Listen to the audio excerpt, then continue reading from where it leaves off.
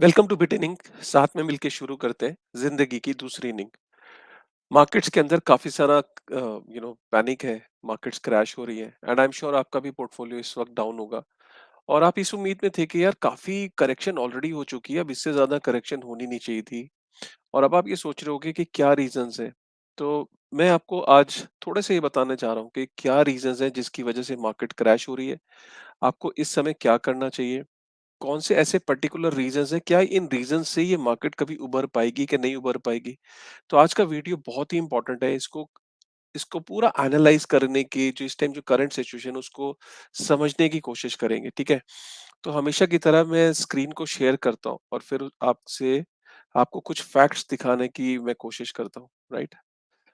सो तो शुरुआत मैं करता हूँ अपने ट्विटर हैंडल से। तो अगर आप देखें तो यहाँ पे मैंने एक बहुत डिटेल के अंदर, यहाँ पे अगर आप मुझे ट्विटर पे फॉलो नहीं करते तो आइडियली आपको ट्विटर पे मुझे फॉलो करना चाहिए और ट्विटर हैंडल आपका होना चाहिए। अगर आप ट्विटर पे नहीं है तो ट्विटर पे मेरा ये मेरा आईडी है @simply kashif। तो आप मुझे फॉलो कर सकते हो। सो बेसिकली यहाँ पे ट्विटर पे क्या है, मैंने ये मॉर्निंग के अंदर एक अपडेट डाला था कि क्यों मार्केट्स जो है वो क्रैश कर रही है। सबसे पहला जो रीजन है जो मैंने यहाँ पे लिखा है वो है stock markets and crypto markets are highly correlated. तो जो स्टॉक मार्केट है और जो क्रिप्टो मार्केट है ये दोनों कोरिलेटेड है, ये अलग अलग हम इनको लगता है।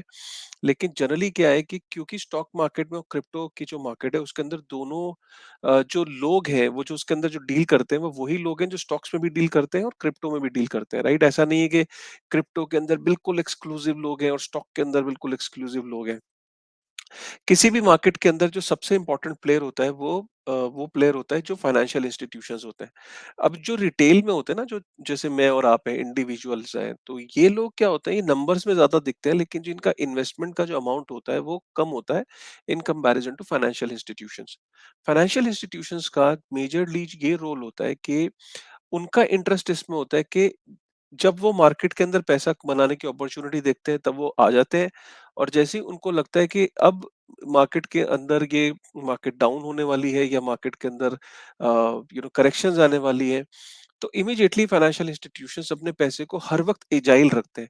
ये मेरी और आपकी तरह होल्ड नहीं करते हैं लंबे समय के लिए, मतलब हम जैसे हॉडल या होल्ड करके रखते हैं। ये फाइनेंशियल इंस्टीट्यूशंस कंटिन्यूअसली अपने पैसे को मूव कर रहे होते हैं। वो यहाँ पे रखते हैं कुछ दिन, यहाँ पे देखते हैं जैसे यहाँ पे रिटर्न नहीं आएगा, अब सिक्योर रिटर्न कहाँ पे आ रहे हैं, वो उधर पैसे को लगा देते हैं। तो जैसे इस वक्त जो करंट सिनेरियो है उन उस मार्केट के अंदर उन्होंने स्पेकुलेटिव एसेट क्लास से अपने पैसे को निकाल के जो गवर्नमेंट बॉन्ड्स हैं, गवर्नमेंट की सिक्योरिटीज हैं, उसके अंदर जहाँ पे फिक्स्ड इनकम है वहां पे पैसा लगा रखा है। वो हमारी तरह नहीं है कि कोई क्रिप्टो में डील करता है और वो क्रिप्टो में होल्ड करके बैठा है और वो इमोशनल है कि नहीं मैं होल्ड करके बैठा हूँ, ठीक है। वो हमेशा कंटिन्यूअसली अपने पैसे को मूव करते रहते हैं। तो इस वक्त स्पेकुलेटिव एसेट क्लास से पैसा निकल के जो गवर्नमेंट की जो सिक्योरिटीज और बॉन्ड्स है यूएस के अंदर, वहां पे प्राइमरीली जो पैसा लगा है वो सिक्योर्ड जो फाइनेंशियल इंस्ट्रूमेंट्स हैं जो फिक्स रिटर्न देते हैं। बेशक वो फिक्स रिटर्न 1-1.5% होता है या 2% होता है, लेकिन ओवरऑल उनको ये रहता है कि ठीक है, एटलीस्ट हमारा पैसा पोर्टफोलियो कम नहीं होगा और हमें at the end of the year हमें रिटर्न आ जाएगा। तो this is one of the reason. अब ये हो क्यों रहा है कि क्यों क्यों इतना पैनिक है मार्केट के अंदर। अगर आप देखो तो सेकंड रीजन ये कि जो इन्फ्लेशन आया है वो यूएस के अंदर पिछले 41 साल का 40 साल का सबसे बड़ा नंबर है, ये 8.6% और यूके के अंदर भी 9% है। क्या दर्शा रहा है? ये दर्शा रहा है कि despite all the efforts by the federal reserve central bank के, उन्होंने रेट हाइक किया, उन्होंने लोन्स को महंगा किया, मार्केट से लिक्विडिटी को सक करने की कोशिश करी, फिर भी इन्फ्लेशन काबू नहीं आ रही। ये बहुत ही डरावनी सिचुएशन है, क्योंकि अब इसके बाद और ज्यादा रेट्स जो है हाइक हो सकते हैं, इसके बाद और ज्यादा लोन हाई हो सकते हैं। अब इसका इम्पैक्ट सिंपल सी बात है, अगर लोन्स हाई होंगे तो जो कंज्यूमर के हाथ में पैसा कम आएगा वो चीजों को कम डिमांड करेगा। कम डिमांड जब करेगा तो जो कारखाने हैं, फैक्ट्रीज हैं, जो कंज्यूमर ड्यूरेबल जो कंपनीज हैं जो चीजें बनाती हैं, ऑब्वियसली उनके सेल्स में कमी आएगी और जब सेल्स में कमी आएगी तो उनके रेवेन्यू गिरेंगे, सेल्स गिरेगी, प्रॉफिट गिरेगा, कॉस्ट कटिंग करेंगे, लोगों को नौकरी से निकालेंगे। जब लोग नौकरी से निकलेंगे तो अगेन ये स्पाइरल कर्व की तरह काम करता है। तो इसलिए इन्फ्लेशन एक ऐसी स्थिति है जिसके वजह से काफी पैनिक है रिटेल सेगमेंट में भी, और जो स्टॉक मार्केट के ऊपर इसका असर दिख ही रहा है। इनफैक्ट ये बताया जा रहा है कि ये जो 2008 में जो एक सिचुएशन बनी थी, उससे भी ज़्यादा खतरनाक सिचुएशन हो सकती है। तो ये इसलिए लोगों के अंदर जो पूरी इकोनॉमी के अंदर दुनिया भर में जो पैनिक का माहौल है, रशिया और यूक्रेन की लड़ाई थमने का नाम नहीं ले रही। ये जितने ग्लोबल सिनेरियो जो चीज़ें बन रही हैं, उसकी वजह से काफ़ी पैनिक है।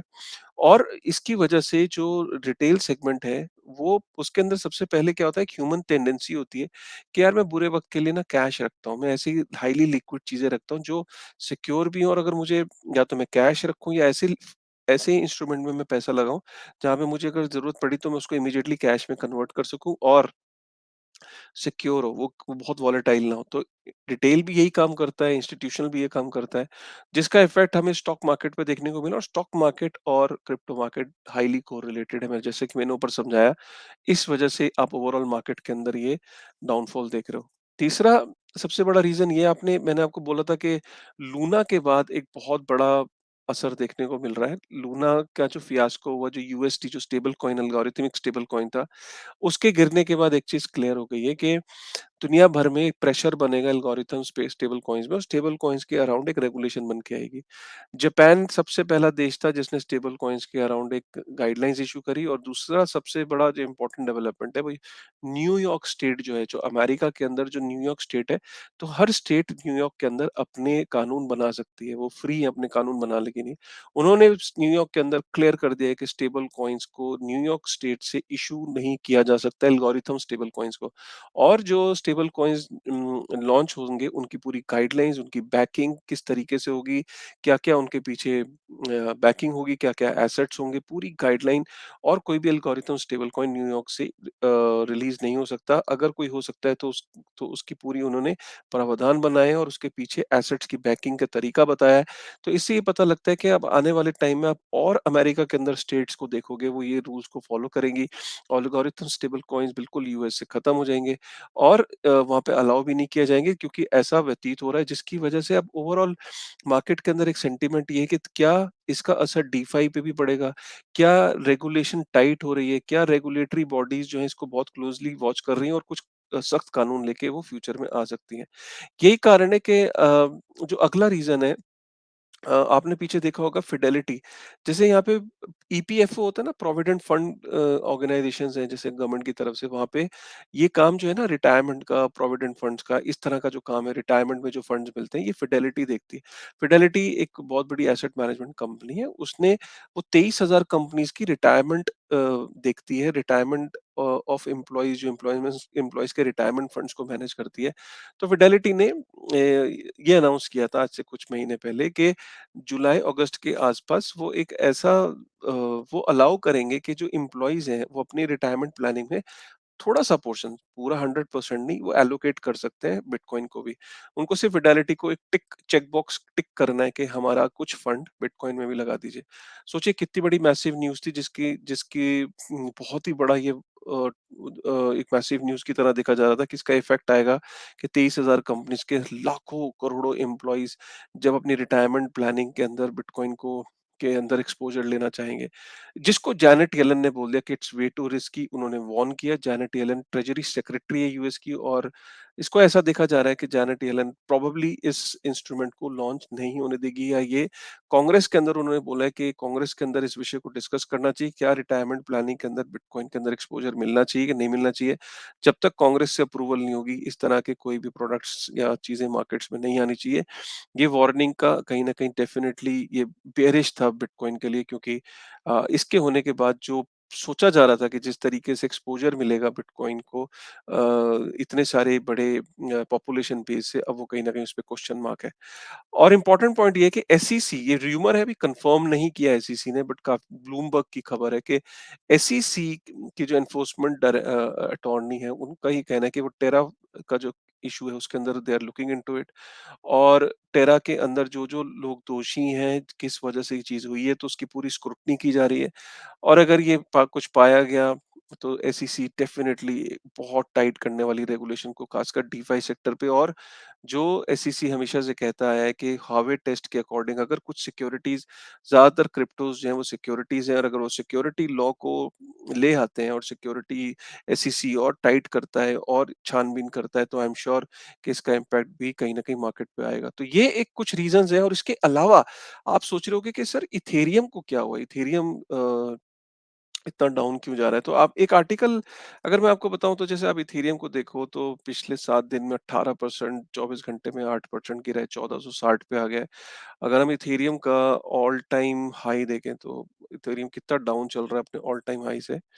तो इथेरियम जो है 40-70% डाउन चल रहा है अपने ऑल टाइम हाई से। 4878 पे था इथेरियम। सो इससे आप अंदाजा लगा सकते हो कि इथेरियम को क्या हुआ। इथेरियम बेसिकली एक मार्केट के अंदर एक अलग पैनिक सिचुएशन हुआ। तो मैं आपको थोड़ा सा समझाने की कोशिश करता हूँ। सो बेसिकली क्या है, इथेरियम हम सब जानते हैं कि प्रूफ ऑफ स्टेक की तरफ जा रहा है। तो एक बीकन चेन है, ऑलरेडी एक चेन है जो कि पैरेलल चल रही है, प्रूफ ऑफ वर्क चेन के पैरेलल चल रही है। बीकन चेन पे क्या है कि वो प्रूफ ऑफ बेसिकली ये जो बीकन चेन है यही मेन चेन बनेगी फ्यूचर में चल के। तो ऑलरेडी आप एक बीकन चेन पे इथेरियम को स्टेक कर सकते हो और आप वैलिडेटर बन सकते हो। तो काफी सारे लोग वहाँ 32 इथेरियम अगर जिसके पास है वो वैलिडेटर बन सकता है। अब काफी सारे लोग इंटरेस्टेड हैं, लेकिन वो उनके पास 32 इथेरियम नहीं है, बट फिर भी they want to part of it. और दूसरा ये कि इथेरियम को अगर वहाँ पे हम स्टेक करते हैं, तो इथेरियम को आप ये नहीं कि आप वहाँ पे स्टेक करके आप दोबारा से आप वहाँ से निकाल लो और वापस से स्टेक कर दो, क्योंकि स्टेकिंग का प्रोसेस कुछ इस तरीके से आपको काफी लंबे समय तक वैलिडेटर बनने से पहले आपको इथेरियम को स्टेक करना है, फिर काफी दिनों तक रुकना है, उसके बाद जाके आपको आपको अलाउ किया जाएगा कि आप वैलिडेटर बनेंगे। तो you have to spend some time while staking, but you don't get anything in return. So इतने टाइम तक जो आपका इथेरियम वहाँ पे स्टेक होता है, तो इसको एक लीडो फाइनेंस एक कंपनी उन्होंने बोला कि ओके, आपने एक जैसे देखा होगा कि आप जैसे बैंक के अंदर जाते हो ना एफडी कराने, तो आपका 1 लाख रुपए की, जैसे सपोज एग्जांपल के तौर पे आपने एफडी कराई। जब आपने एफडी कराई तो आपको एफडी के अगेंस्ट एक इंस्ट्रूमेंट मिल जाता है, ठीक है। और आपको जब वो इंस्ट्रूमेंट मिल जाता है, तो आप एफडी के अगेंस्ट जब वो आपको इंस्ट्रूमेंट मिलता है, तो आप वो इंस्ट्रूमेंट लेके कहीं पे आप जाके लोन भी ले लेते हो, है ना? कि आपको लोन अगर चाहिए होता है। तो एफडी तो वहीं पे है, उस वो जो एफडी के कागज़ है, उस कागज़ के ऊपर आप अगेन लोन ले लेते हो। तो बेसिकली एफडी जो है वो एफडी जो है, जो एफडी का पेपर है वो डेरिवेटिव है। नीचे उसके एक पर्टिकुलर अमाउंट लॉक्ड है एक बैंक के अंदर, वहाँ पे बैंक ने एश्योरेंस दी है वो एफडी का पेपर देके। आप वो एफडी का पेपर लेके जाते हो और उसके ऊपर लोन ले लेते हो या उसको एज़ अ सिक्योरिटी कहीं और यूज़ कर लेते हो। सो ये इसी तरीके से आपका जो लीडो कंपनी है उसने बोला कि आप मेरे पास आओ, इथेरियम को मेरे पास स्टेक करो और मैं आपकी प्रूफ ऑफ जो बीकन चेन है वहां पे स्टेक करूंगा। बदले में आप मेरे से एक इथेरियम के बदले आप एस एथ ले जाओ। सो बेसिकली ये सिंथेटिक्स इथेरियम है, राइट? तो एस एथ का मतलब क्या है कि आपने मुझे एक इथेरियम दिया स्टेक करने के लिए, बदले में मैंने आपको एक सिंथेटिक्स एथ दे दिया, इथेरियम दे दिया। उसकी वैल्यू जो है वो इथेरियम के बराबर ही है। अगर इथेरियम की वैल्यू $1500 है, तो आपकी स्टेक इथेरियम की वैल्यू भी आपकी इस जो है वो $1500 ही है। तो बेसिकली ये इसी तरीके से हुआ कि आपने एफडी 1 लाख की जमा करी, आपको एफडी के कागज मिल गए। सिमिलरली आपने इथेरियम दिया लीडो को और आपको बदले में सिंथेटिक्स इथेरियम मिल गया, एक टोकन मिल गया। अब फायदा क्या है? इथेरियम आपका वहीं का वहीं लॉक्ड है, लेकिन इस टोकन को सिंथेटिक्स जो इथेरियम है, एसएथ जो है, इसको आप मार्केट में लाके ट्रेड भी कर सकते हो, इसको स्टेक कर सकते हो, इसको आप लेंड कर सकते हो, इसके ऊपर आप बोरो कर सकते हो। तो जो आप इथेरियम के साथ कर सकते थे, अब वो आप एसएथ के साथ भी कर सकते हो, राइट? तो इसी कारण से अगर मैं आपको एक चीज दिखाऊं, तो ये देखिए, जैसे यहाँ आपका इथेरियम का प्राइस कितना चल रहा है, 1459, राइट? तो सिमिलरली आपका जो सिंथेटिक्स एसएथ जिसे कहते हैं, सिंथेटिक्स इथेरियम, इसका भी देखिए 1471, तो ऑलमोस्ट सेम प्राइस चल रहा है। अब इसमें हुआ क्या? इसमें हुआ ये कि ये जो लिक्विडिटी पूल है बेसिकली, तो अब किसी को सपोज़ आपको अब आपके पास एसएथ है और आपको इथेरियम चाहिए, तो लिक्विडिटी पूल्स हैं, जहाँ पे जाके आप स्वैप कर सकते हो। आप एस इथेरियम को जब के बदले में आपको इथेरियम चाहिए, तो आप जाके इथेरियम ले सकते हो। सो कभी भी आपका जो एसटी इथेरियम है, सिंथेटिक्स इथेरियम जो है, जिसको एसएथ भी कहते हैं, वो आपका वैल्यू हमेशा इथेरियम के बराबर ही होनी चाहिए। लेकिन अभी हुआ क्या रिसेंटली, लिक्विडिटी पूल्स में पैनिक तब आया जब एफटीएक्स एक्सचेंज जो है, उसने एफटीएक्स एक्सचेंज का जो एल्मेडा रिसर्च है, एल्मेडा फाउंडेशन है जो एफटीएक्स के पीछे है, उन्होंने एक अचानक जाके $50,000 वर्थ ऑफ जो एसएथ उनके पास था, स्टेक इथेरियम उनके पास था, सिंथेटिक्स इथेरियम, उन्होंने जाके वो सेल ऑफ मार दिया कि उसके बदले उन्होंने इथेरियम ले लिया। तो जब इतना ज्यादा कोई सिंथेटिक्स इथेरियम को जाके स्वैप करता है वहां पे, तो वो पूल हिल जाता है। और इस समय जो पूल की जो हालत है, वो कोई बहुत अच्छी हालत नहीं है। अगर हम देखें तो इस पूल के अंदर जो सिंथेटिक्स इथेरियम है वो 24% है, और इथेरियम जो है वो 76% है। इस पूल का मतलब क्या है कि जितना आपका जो इथेरियम जो है वो अगर कम हुआ, राइट, और आपका आपका जो इथेरियम कम हुआ और आपका स्टेक इथेरियम अगर ज्यादा हुआ, तो आपकी जो परसेंटेज जितनी ज्यादा वेरी करेगी, जितना इसके बीच में डिफरेंस होगा, उतनी पूल के हालात खराब है। इसका मतलब ये है कि आप अगर अपना सिंथेटिक इथेरियम बेचना तो चाहते हो, लेकिन इतना इथेरियम ही नहीं है कि आपको वापस मिल जाए, राइट। तो ये एक पैनिक सिचुएशन क्रिएट हो जाती है, राइट। तो इसकी वजह से आप यहाँ देखिए कि रिजर्व्स में देखिए इथेरियम 21% है, और जो स्टेक सिंथेटिक इथेरियम है वो 78.71% है, राइट। तो इससे क्या पता लगता है कि आपके पास इतने इथेरियम ही नहीं है कि अगर कोई आदमी आए और आके अचानक सेल करना चाहे अपने स्टेक इथेरियम, तो आपका इथेरियम सारे वापस उसको मिल जाएंगे। तो ये जब भी यहाँ पे अगर आप देखो तो यहाँ पे एट प्रेजेंट करंट सिचुएशन ये बिल्कुल लाइव है कर्व फाइनेंस पे, तो 76.79 is the stake synthetics Ethereum, और इथेरियम का 23%। तो ये बहुत बड़ा वेरिएंस है। इसकी वजह से यहाँ पे अगर किसी ने अचानक आके सेल करना चाहा, अपने सिंथेटिक इथेरियम को स्वैप करना चाहा, तो उसको दिक्कत आ सकती है। तो यही कारण है कि जिसकी वजह से जो वही वो डीप, जिसे कहते हैं ना कि इथेरियम का प्राइस जो है, जो सिंथेटिक इथेरियम है, उसका प्राइस डीपेग हो गया। तो जो इथेरियम का प्राइस जो होना चाहिए, उससे उसका प्राइस नीचे चला गया।